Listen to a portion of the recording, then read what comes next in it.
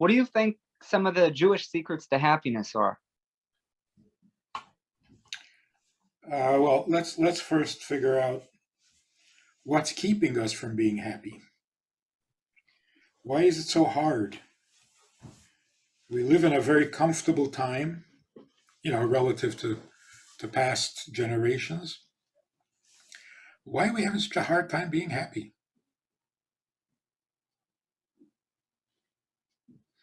Even young children are already unhappy before we mess up their lives. So what is it?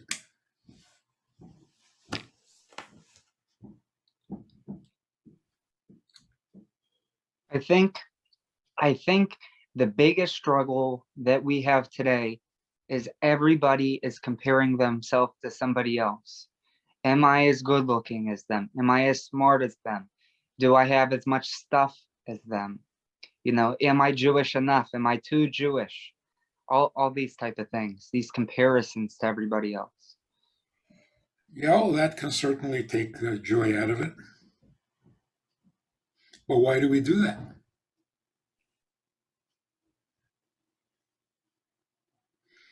Are we doing that more than past generations? Possibly because we see more people. There are more people to compare ourselves to. We see people on television, we see people on the internet. In the olden times, that didn't happen.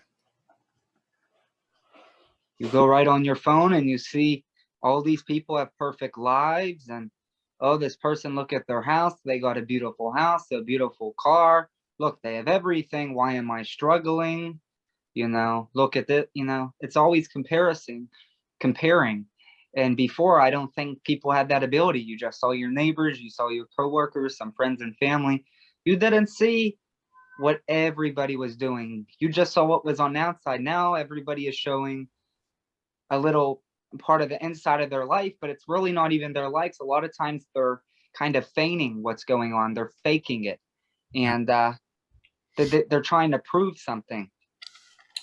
But also, in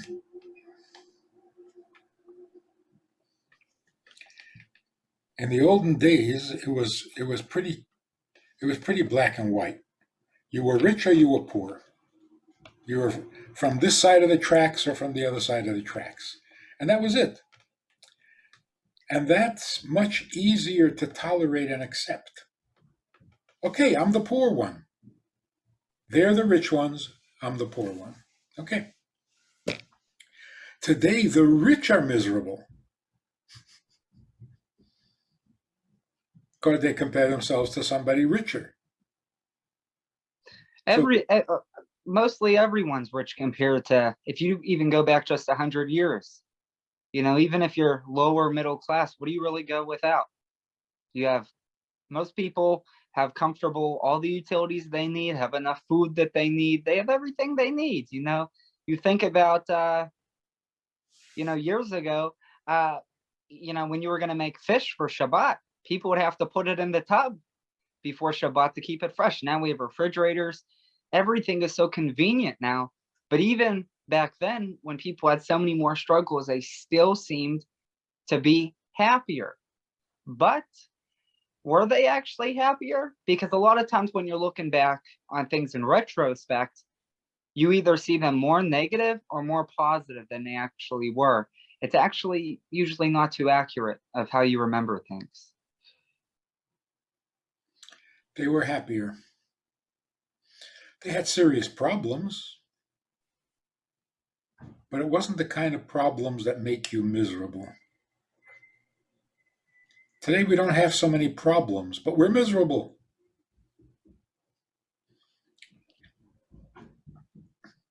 So there's no question that a part of it is the ego. People's egos are so fragile. Everything threatens your ego. People back a few generations were a little sturdier. They weren't so fragile. Not everything threatened their ego. So we've become much more much more vulnerable in a negative way, in an unhealthy way. People need a safe place. A microaggression is devastating.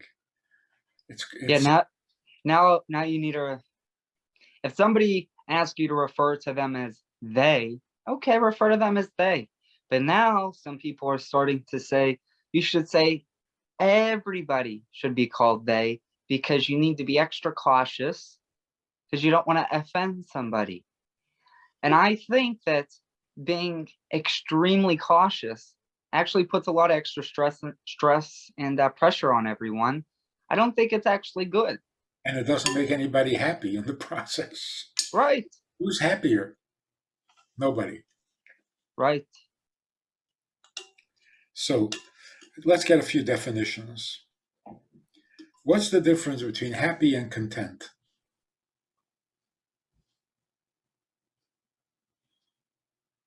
Or is it the I same? I don't think. I think content. It's like, you know what? It could be better, but I'm happy where I am. I don't have the nicest car, but I like my car. I don't have the nicest house, but I like my house. That's content. I think happy is more or less when all the things don't matter, the things aren't what make you happy. It's just you're happy inside. There's that fire of happiness. Some people have the worst lives, and they're the happiest people. Yeah. So let's go by the definition of natural happiness. Not happiness that comes from success or from achievement or from a child born is happy. Just happy to be alive. Life is happy. Life is not contentment. You're not born content, but you're born happy until something destroys your happiness. So being happy is the natural default position, and then something comes along and ruins it. So unhappiness is unnatural. But Something, is unhappiness sadness? Because sadness is nothing. When someone is sad, there's nothing. There's a lack of just happiness. Is being unhappy sadness, or is it a different thing altogether?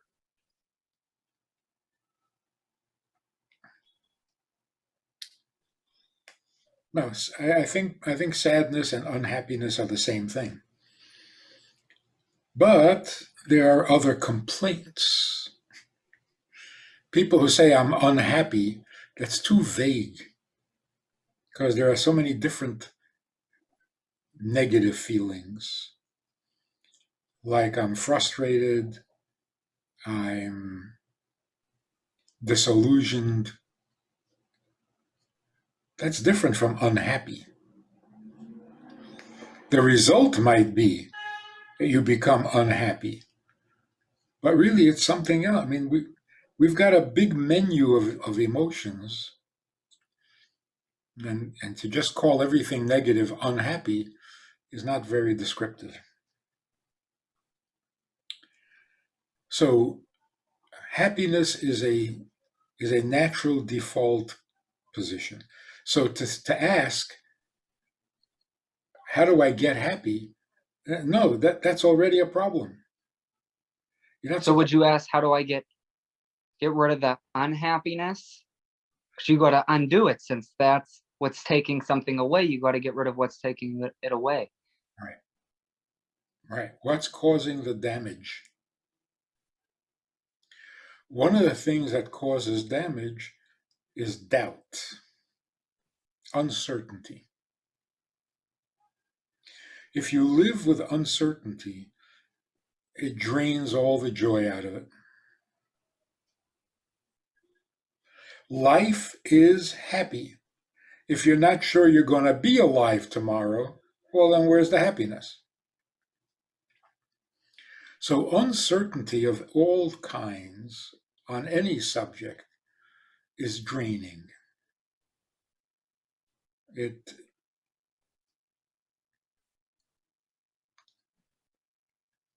It damages your natural enthusiasm for life. Certainty is not only a more secure feeling, but it allows life to be enjoyable. One of the differences between the past generations and this generation is that in past generations there was very little doubts. The dangers were real, there was no doubt about it. The pains, the poverty, the oppression, it was all real. There were no doubts. There were fears, but that's not the same as doubts. So, did you ever notice when you're waiting to know the results of something and it could go good, it could go bad? Sometimes you rather just know that it went bad than have that anxious feeling of knowing, well, maybe this will happen. Is that what you're talking about? The uncertainty. The uncertainty. Yeah. So how do we become more certain? Well, the first thing is stop the damage. Schools, society, the media, they all promote doubt. They're like purposely inflicting doubt on students. The universities respect doubt as if it was some kind of a sophisticated, intelligent position. But doubt isn't a position. You either agree or you don't agree. There's no, I'm not sure. All right, then you don't have a position. It's either you agree or you don't agree, or you have your own thought process. That's Yeah, your own position. that's true. Doubt is not an intelligent position. It's not. And yet it is so encouraged. Doubt everything. Because to be sure sounds opinionated, close minded, dogmatic. People are afraid when you express something for sure, unless it's emotions. I'm hurt, I'm scared, I'm offended. Then there's no room for doubt. But anything a little intelligent, a little thoughtful, a little abstract, only doubts. Belief, religion, God, all doubts. So we were talking about God being infinite in every way. He gave us a lot of things to do, 613. So everybody's not the same. So is that the only way though for people to be happy, to get rid of this uncertainty, to follow the mitzvahs, follow all the halachic laws, follow all the rabbinic laws, and live uh, a strict kosher life? I'm not sure that that's the only way to be happy. That's the only way to fulfill the purpose for which your soul came into this world. But he doesn't expect the same from everybody. See, there are mitzvahs for the employer, and there are mitzvahs for an employee. There are mitzvahs for the student, and there are mitzvahs for the teacher. There's the mitzvah for the poor, and there's a mitzvah for the rich, for men and for women. Does that come with wisdom? Someone that lived religious all their life, grew up in a religious family, they've been, an Orthodox Jew all their life, and then someone that starts to become religious, is Hashem infinitely more upset if Rabbi Friedman steals than the guy that's just becoming religious happens to steal, since there's a higher expectation of the rabbi? Yeah, for sure. For sure. The more you know, the more responsible you become. So then how do we become happy? Through knowing everything. Yeah. Because actually, in Genesis, the tree of knowledge is what made Adam and Eve unhappy. So will it make us more happy if we learn more of the laws and more of the mitzvot? More wisdom, more pain, King Solomon said. More wisdom, more pain. Little wisdom, little pain. Because wisdom brings sensitivity. When you're insensitive, you're not intelligent. Intelligence makes you sensitive. That's true. But there's a difference between being sensitive and being unhappy. So the tree of knowledge didn't make them unhappy, it made them sensitive, which has a very positive side. So even being hurt is not the same as being unhappy. If you're sensitive, you're going to get hurt. But that doesn't make you unhappy. So then how do you figure out if you're happy or unhappy? So do you put a face every hour and average how many smileys and how many frowns you have throughout the day? something like that, just not Something so detailed, not so obsessive compulsive. every 2 hours. Is like this. Instead of using the word happiness, which is a little vague and confusing, let's use the word enthusiastic. Are you enthusiastic about life? Do you look forward to tomorrow? You look forward to getting up? You look forward to meeting people? Or would you rather hide away, retire, avoid people and things? So, joy means an enthusiasm for life. Unhappiness means, what is it called? Ennui, disgust with life. You find life tedious, you find life pointless, you find life painful. What if you're ambivalent? What if some days you feel one way, some days you feel the other? Yep. That is more descriptive than just saying unhappy or happy. So every child is enthusiastic about life, just by nature. A fetus is enthusiastic about life. So again, what drains that enthusiasm?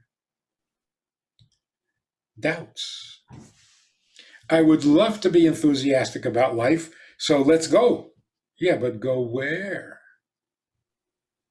Should we go there? Oh, I don't know. Oh, should we go the other way? I don't know. But there, you've killed the joy and the enthusiasm for life. So what do? You say, who knows? So let's just take a path and hope it's good. Well, first of all, let's not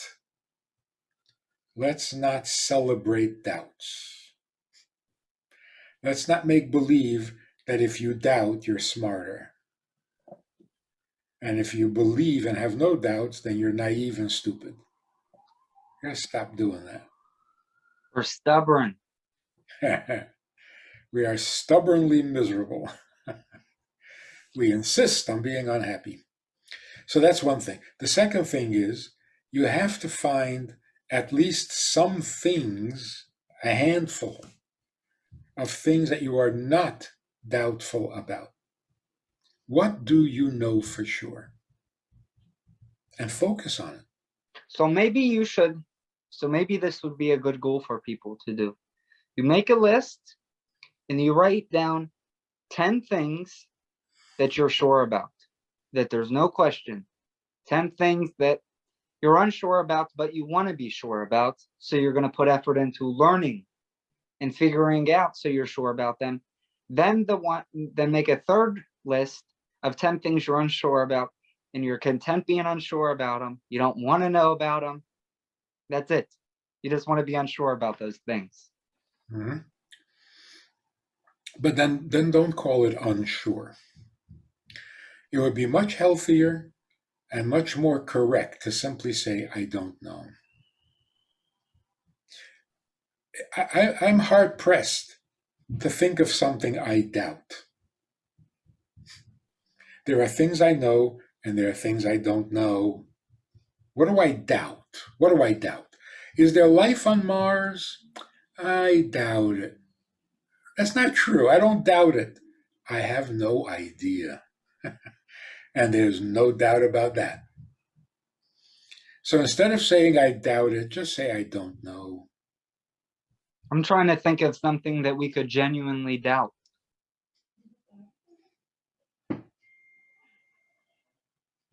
Can you doubt it?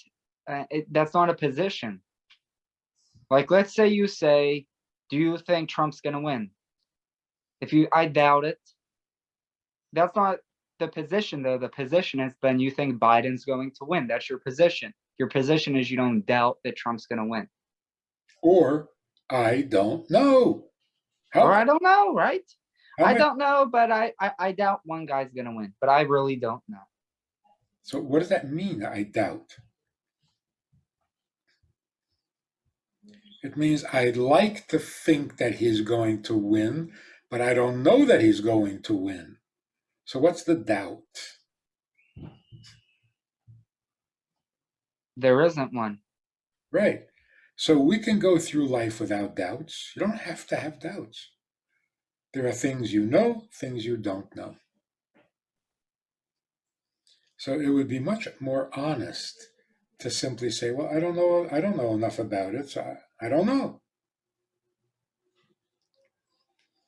Can you say this is my position, but take it with a grain of salt? But that's foolish. I'm taking a position that I have no proof for, I have no validation, I don't even know why I'm taking that position.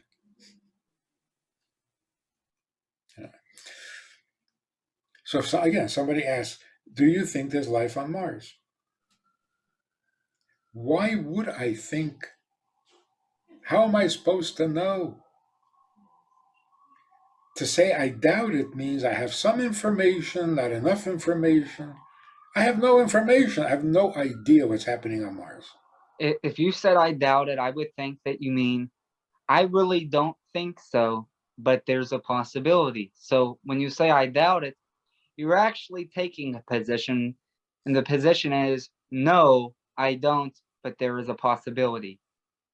But you're just so prone to accepting doubt that instead of just saying no, I don't, but there could be, you say I doubt it. Because even right there's a position. If you say I doubt it.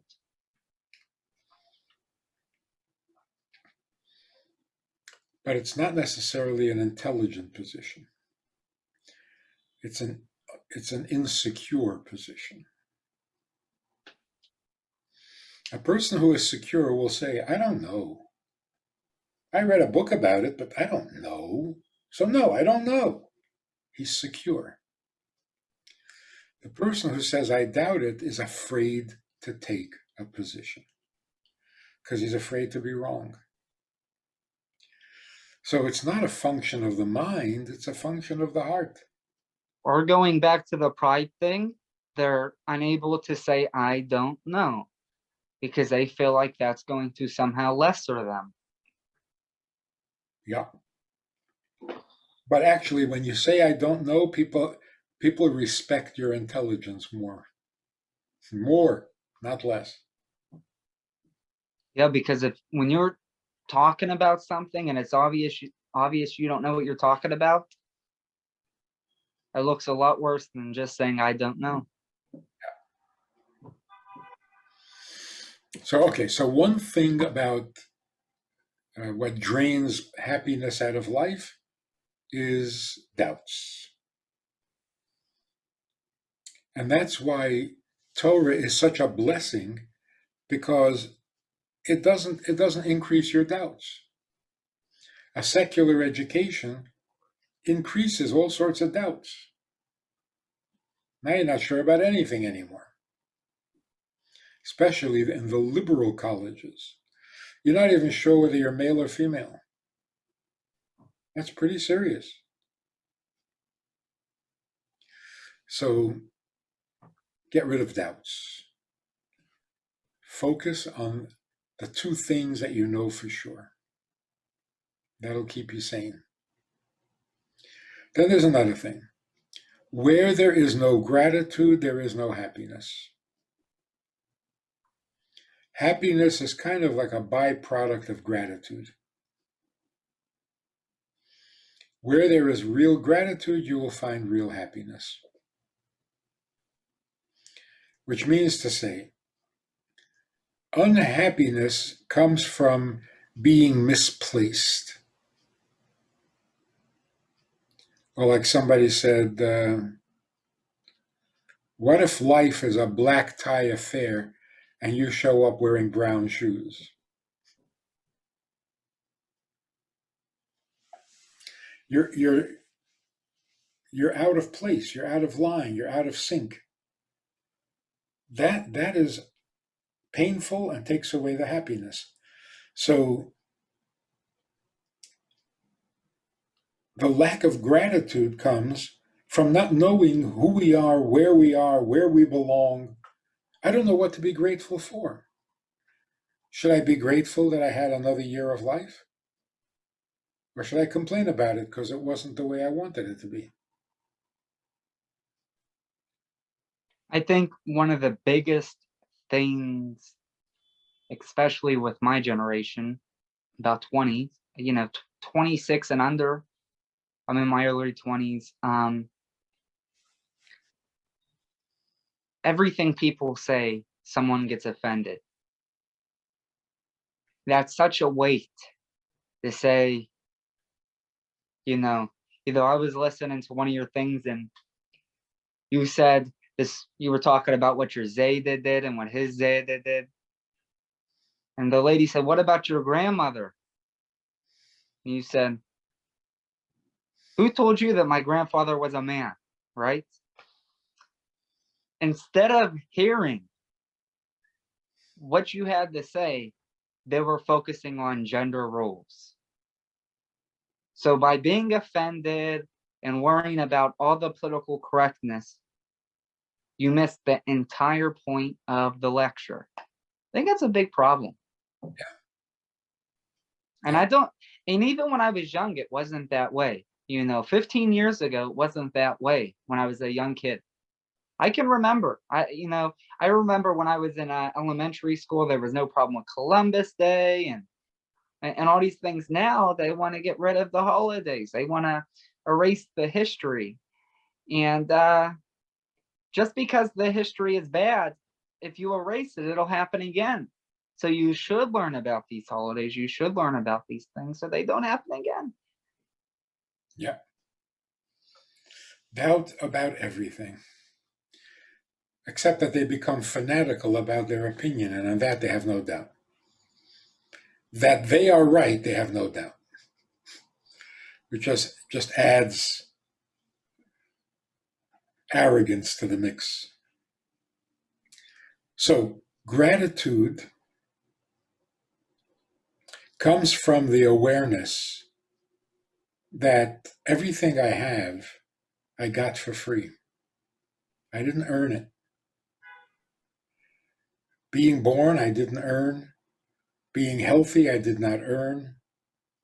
Having a family, I did not earn. Nothing I did really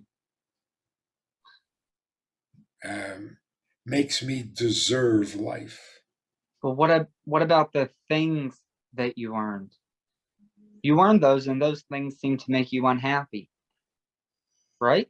Because you get more stuff, and then you run out of space, so you buy a bigger house or put it in the basement or the attic. So all these things that you do earn don't exactly make you happy, though, either. Right. But nothing is supposed to make you happy. So not being grateful, let's try to examine the cause of that. What would make somebody ungrateful? It's expected. Wouldn't You that, have to do this for me. It's not a choice. So why would I thank you when it's your responsibility that you have to do this? right? Right?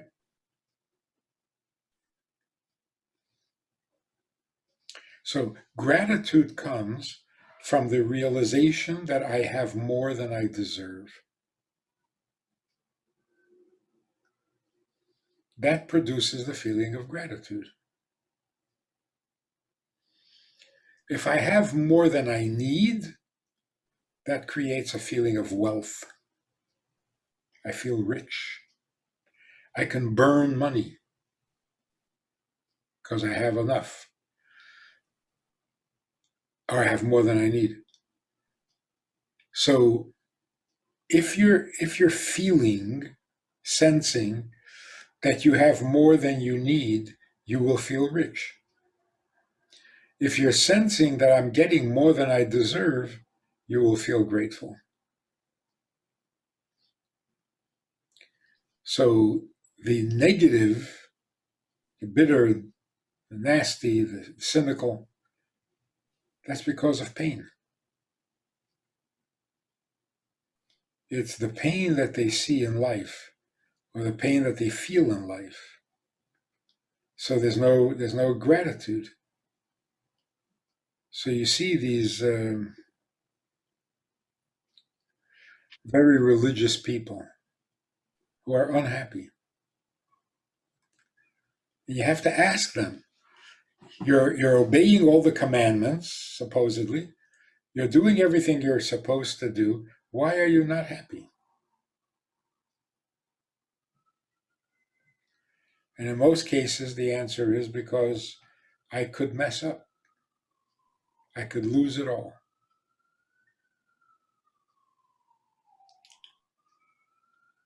Why does that produce more anxiety? Yes, you could lose it all. So, so the reaction or the response is to be anxious, to be uncertain. No, you would think the people, the family, would get stronger to meet the challenge. But to just sit back and say, "No, I can't." That doesn't happen in the past. So, how do we get to be more grateful? You get to be grateful by recognizing that we don't deserve anything. Could anybody really believe when they get married? Can they really believe, oh, I got married because I deserve? My friends are not married because they don't deserve. What a horrible way of thinking. The opposite of godliness. And what if you use it with something like freedom? So someone did something bad, now they don't deserve freedom. How do you use it with something like that? The fact that we are free to do even things that are wrong is already a little depressing. How enthusiastic can you be about life if you can mess it up?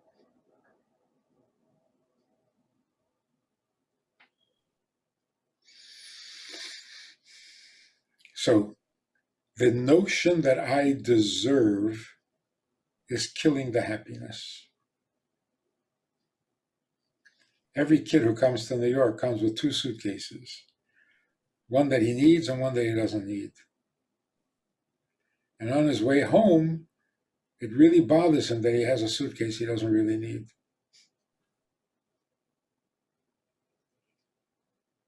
Let me ask you this. You know the spheres.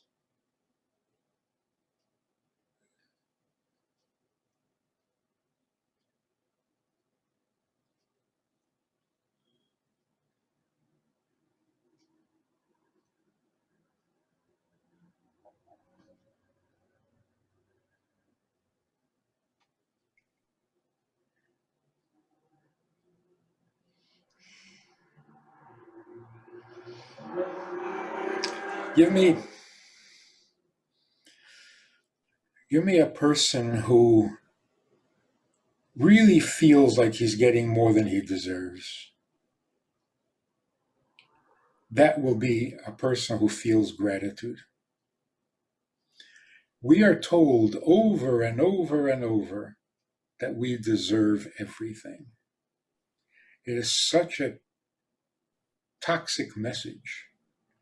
Children are told, hey, you deserve, you deserve. And then they grow up and they don't get all these things that they deserve.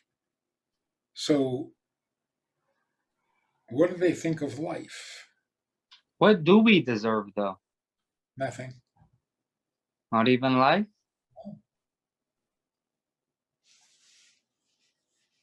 I mean, what can you do to deserve being born before you're born? Nothing. It's true. Once you're born, don't you deserve freedom, though? No. How can you deserve? You already have more than you deserve. You were born. So you're already indebted. No, the message is so poisonous. It's so unholy. You deserve the best. You deserve everything. What do you tell your kids? You don't deserve. Nobody deserves. It's not a criticism. It's not a failure. It's not, you don't deserve. Who does? So it's just a human condition. It's not a failing. So everything we have, we get for free without deserving. And we can expect to continue getting day after day after day. God will give us life and give us health, keep us safe more than we deserve. So we should be feeling grateful. But our arrogance convinces us that not only do we deserve what we have, we deserve a lot more that we're not getting. So this is the killer. If I'm not getting what I deserve, well, then life stinks. What do you think of the thing then when they say he got what he deserved? You ever hear that? Only in terms of punishment. Right. Now, it's nice to think of others as deserving. But can someone deserve punishment? Sure. You have to deserve it, otherwise you don't get it. God doesn't give out punishment for free. He'll give you life for free. He's not going to punish you for free. So you tell your children, you deserve, you deserve, you deserve. If you feel they deserve, that's very nice, noble. But if you convince them that they deserve, you've destroyed them. You've turned them into animals. So we should be rooting for the other person with the feeling that they deserve. They've suffered enough, they deserve. But you never tell a person as part of their education, you deserve. So then what do you say? I'm happy to give you as much as I can. God should give you, God is kind, God is generous.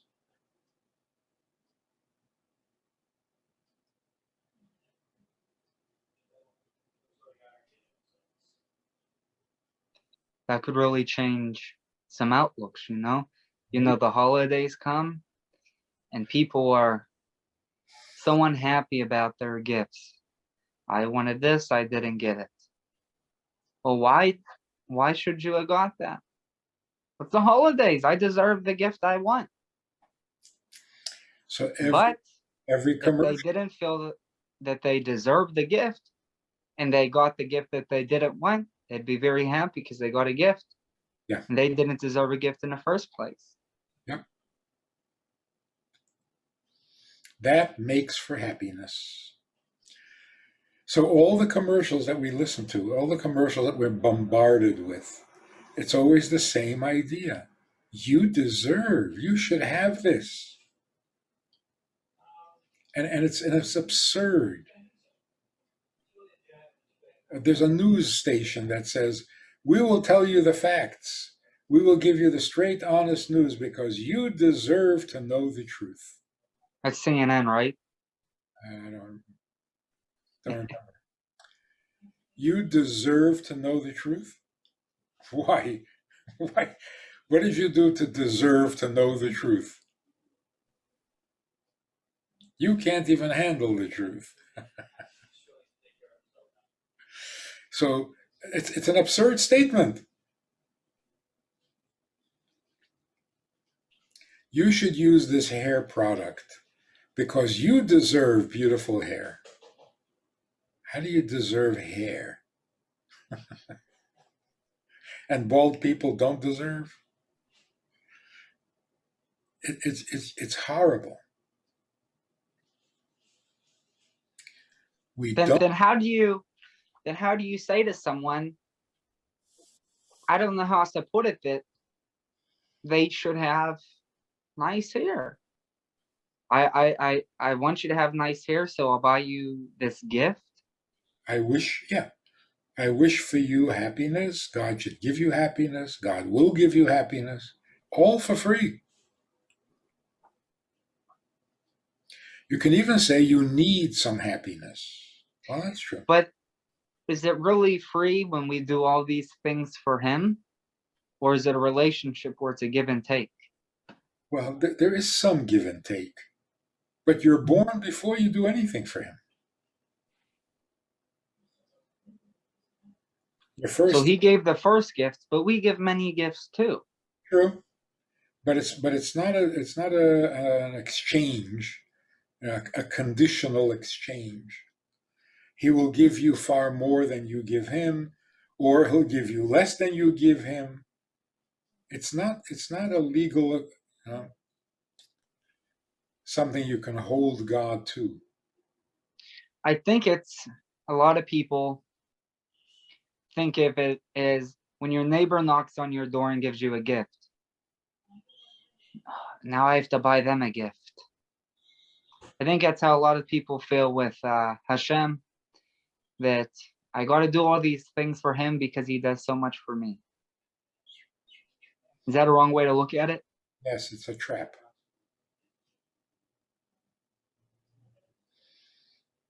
It's like a bad marriage. Men who are very, very nice to their wives, and that's how they control them. Gotcha. Now you can't refuse me. And what are you saying? Don't be so nice? Don't be conditional. So I'll be nice to you. And if you do all these things for me, I appreciate it. But even if you are mean to me, I'll still be nice to you. Because no matter what, I'm going to be nice. And I don't deserve a reward for being nice.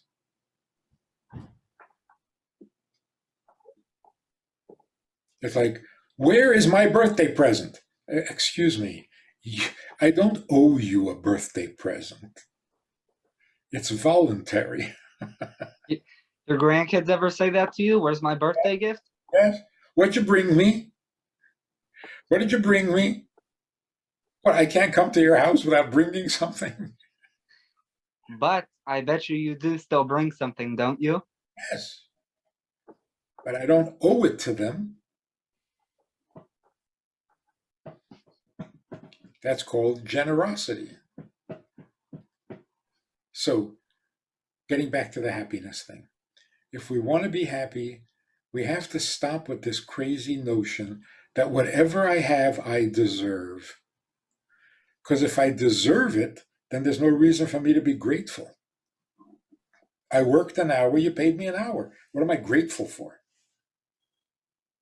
If I work for an hour and you pay me for 2 hours, oh, I got something to be grateful for. But if you work an hour, they owe you an hour's pay, right? Exactly. So if they pay me an hour, there's no occasion for gratitude. That's justice. But if you pay me for 2 hours and I've only worked for 1 hour, I have reason to be grateful. If I am so greedy and arrogant that I work for you for an hour, but I expect to get paid for 2 hours, I'm really out of control.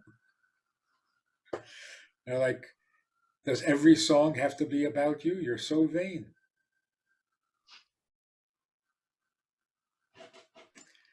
So if we could get comfortable with the notion that God is really generous, He gives us stuff that we don't deserve, we don't earn it. It's gifts, the gift of life. Then we have reason to be grateful, and when you're grateful, it generates happiness. You ever have people come to you and they say, this bad thing happened, and why didn't God stop it? Well, if He stopped it, you wouldn't have knew it happened in the first place. So He must have stopped it many times. He does so much for us and we don't know. He cuts us a lot of breaks. Yes. In fact, in Tehillim, David HaMelech says, all the nations praise God, for He is kind to His people. Now, wait a minute. Why should they praise God because He's kind to the Jews? The answer is, we have no idea how kind He is to us, but they do. Because they know what they would want, what they would do to us if God would let. They know how God frustrates their plans that we will never even hear about. Yeah, the miracles we never know. The things He does for us that only our enemy knows.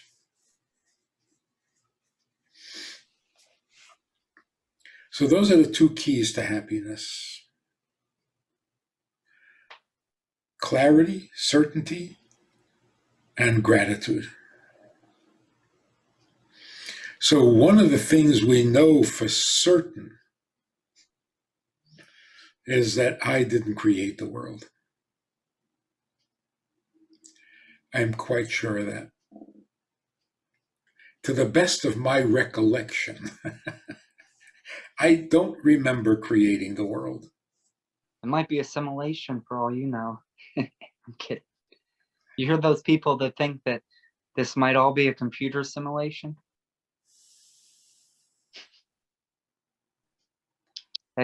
That's really crazy. Yeah. So we start off the morning with Modeh Ani. Modeh Ani basically says, I didn't do it. I acknowledge that you returned my soul to me. Am I sure of that? I'm absolutely sure of that. Because if it was up to me, I'd still be sleeping. So let me ask you something. Something your son and I were talking about, Zalman. We were talking about the differences between halacha and rabbinical law. And he says, I'm certain that the prophets, Maimonides, they were all guided by God in their writings.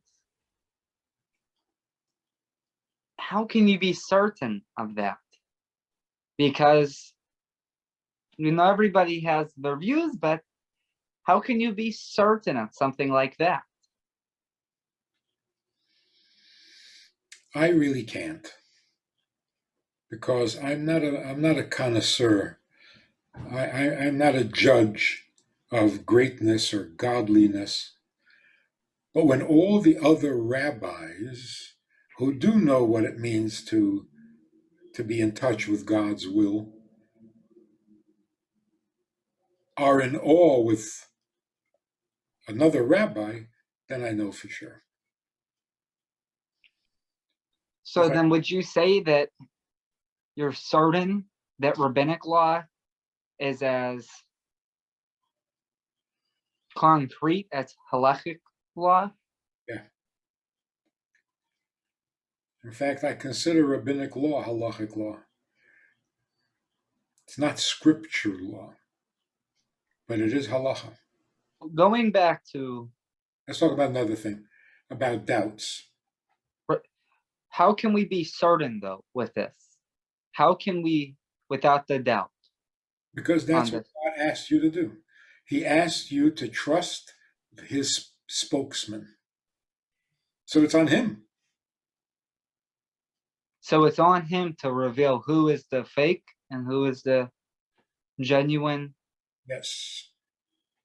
To protect us from the misleading. Then why didn't he do it with Jesus? He Because did. he led so many Jews off the derech. So many, like 12. 12 would have turned into many by now. Non-Jews. And for non-Jews, it was a step up. Better than idol worship and human sacrifices. And so it really wasn't for the Jews, it was for the non-Jews. But let's talk about this knowing for sure versus doubting, right? A guy comes from Australia and says, he's an explorer, and he says, I saw animals down there that hop around on two legs, and they carry their baby in a pocket, in a pouch. And I say, oh, give me a break. I'm not going to believe that. It's ridiculous. I'm too smart for this. What is my objection? On what grounds, what right do I have to object? You haven't seen one before. Exactly. And I'm talking to an explorer. So where is the logic here? The explorer says, I went where you didn't go, and I saw what you never saw. And you say, oh, I don't believe that. I never saw that. It's like, yeah, exactly. All right, then go to Australia. Yes. So what's an explorer for? To come back and tell you what's going on in places you would never. So to say I don't believe it because I didn't see it, that is so foolish.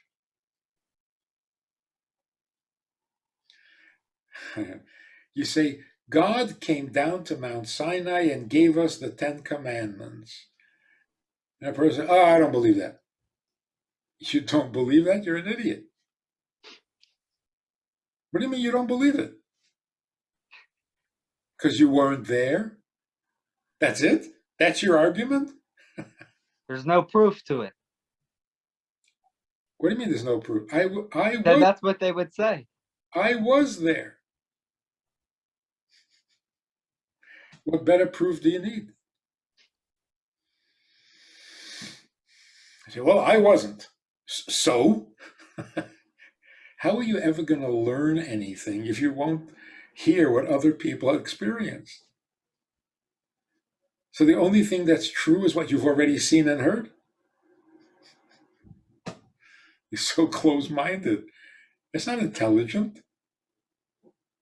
So here's the question.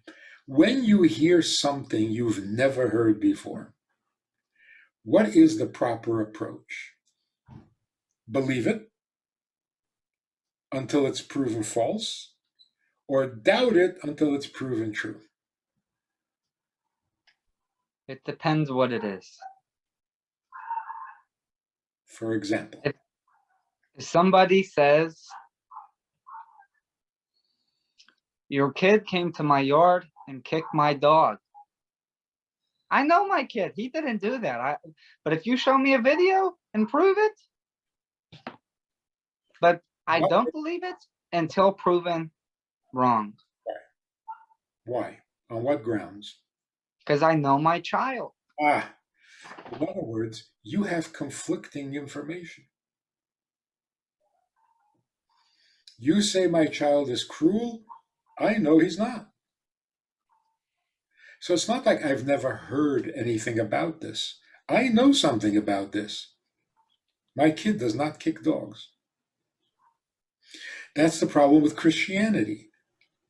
Christianity comes along and says, God said you don't have to keep all the commandments. So, well, I got a problem with that. Because I distinctly remember God saying, keep all my commandments. So it's not like I've never heard any of this. I have heard. And what I've heard conflicts with what you're saying. So now I have an intelligent problem. They can't both be true. But if I tell you God spoke to me at Mount Sinai, you have conflicting information. Another example. The Torah is the truth. Oh yeah? Prove it. Okay. I will prove it. There's no other book that claims to be the truth. So what's your problem? If there were other books claiming to be the truth, we would have a problem. But doesn't Christianity say it's the truth? The same Torah we're talking about, they say it's the truth. They want to add to it, but they don't disagree. Yeah, the Torah is the truth. And so do the Muslims. There's no one who says it's not. So what's your question? Because if there isn't a Torah, they don't exist. Who doesn't exist? The Christians and the Muslims. If there was never a Torah, that takes away the trunk to their tree. It wouldn't exist. Yeah. Yeah. So when people say, what makes you think Judaism is the truth? What makes me think? Christians and Muslims. It's the safe bet. It's the safest bet because everybody agrees on this book. And some other groups think that there's a second edition. Maybe there is. What does it have to do with the Torah? Right. So everybody, should accept that the Torah is true. So why everybody does that's religious. Everybody does accept that, Torah is true. They just want to change it and say, well, that's true, but now it's different. We just rewrote all the rules. So one more question. Everybody says it's true. But what if it's not? You'll never know. I have no reason to think it's not. But it's possible that it's wrong, isn't it? So maybe it's wrong. So why would you think that? But why worry about what if it's wrong? Why don't you focus on why it's right? Because it may be wrong, and that leaves me uncertain. It shakes my confidence. But that also is foolish. Maybe not. That's not an argument.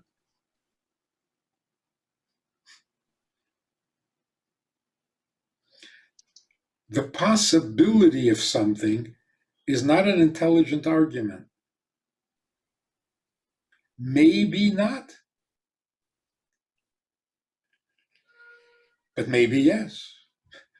You see, it's like children arguing, but maybe not. Oh, but maybe yes.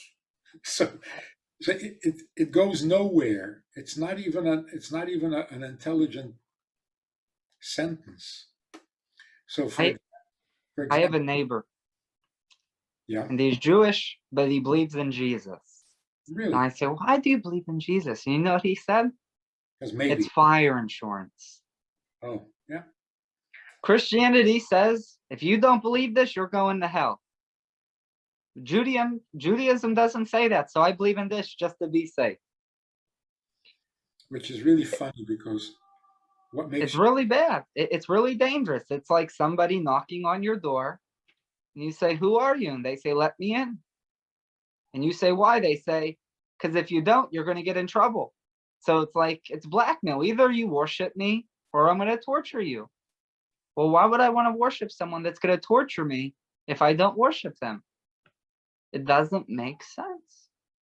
it also doesn't make sense that you believe in Christianity because you don't want to go to hell. When did you start believing in hell? Where did that come from?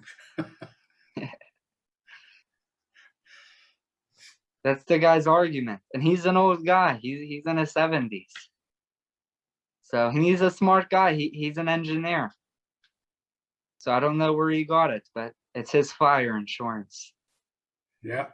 See, it's an insecurity, not an opinion.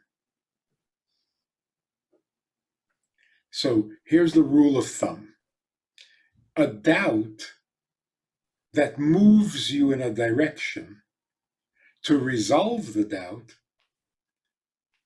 is helpful. A doubt that doesn't go anywhere is not even a doubt, it's just insecurity. So, um, if you can resolve the doubt, then use it to propel you there. Maybe there is no God. Okay, what do you want to do about it? So, what do you want to do about it? Nothing. So there's options. So imagine there is a God. And you say, well, I can't prove it, so I'm not going to believe. You're infinitely hurting him. But let's say that there actually isn't a God, but you choose to worship him because you think there is and you die, you'll never know. What's there to lose by believing in him? True. But there's something much more solid. If no one ever heard of God, and I come to you and I say, would you like to believe in God? You could say, no, I've never heard him. No, I'm not interested. That's not the case. God has been around for 5,781 years. There wasn't a single day in history where people weren't talking about him. So the question is not, would you like to believe in God?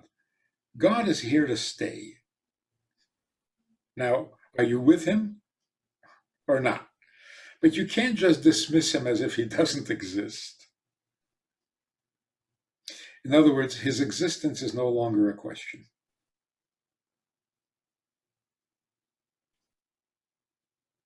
So to wrap things up, what are some things that you could tell us to tell everyone listening to do on a daily basis to resolve doubts, to take a position, to be happier? What are some things that we can do?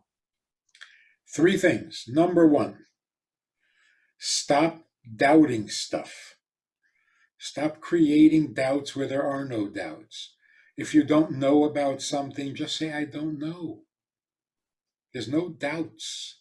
Doubt is a very discouraging and depleting position to be in.